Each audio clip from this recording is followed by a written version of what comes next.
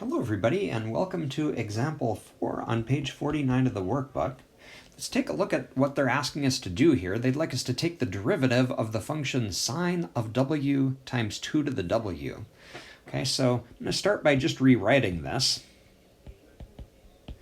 And I'd like you to notice here that the function that we're taking the derivative of here has kind of the same basic form that we've seen a couple of times already. There's a function inside of another function. Okay, this is a typical chain rule situation, okay, in that we've got this function w times 2 to the w and it's inside of the sine function. So we're going to do what we did in the previous problems and give that inside function a name. And one difference as we work through this problem is we're going to try to streamline this process a little bit.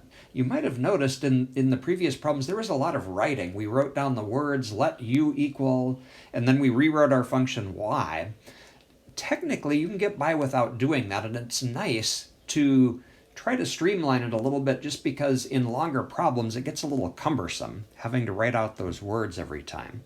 Okay, so we're going to go through the same steps this time, but maybe a little bit more efficiently. So if you think about the two main steps in the chain rule, we started by taking the derivative of the whole function with respect to u. Where is our whole function? Well, it's sitting right here, sine of u. Okay, how do you take the derivative of sine of u? Well, derivative of sine is cosine, so we're just going to get cosine of u, and instead of writing u, I'm going to immediately write what u is equal to. Okay, w times 2 to the w. That's the streamlining I was talking about. Okay, so derivative of sine of u is cosine of u. We've written the first part, and then what's the second part of the chain rule? Well, it says to take the derivative of just the u. Okay, w times 2 to the w. Okay, so we are done with the first piece. Cosine of w times 2 to the w, there's no derivative to take there. Okay, to finish the problem, we need to take this derivative, the derivative of w times 2 to the w. Okay, how do we do that? Well, notice that w times 2 to the w is a product, and so we actually need to use the product rule on that derivative. So thinking back to what the product rule says we're going to take the first function times the derivative of the second,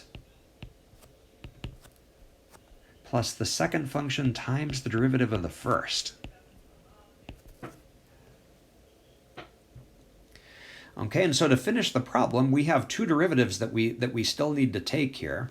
Okay, and let's start with this one, the one that I'm boxing in here. How do you take the derivative of 2 to the w?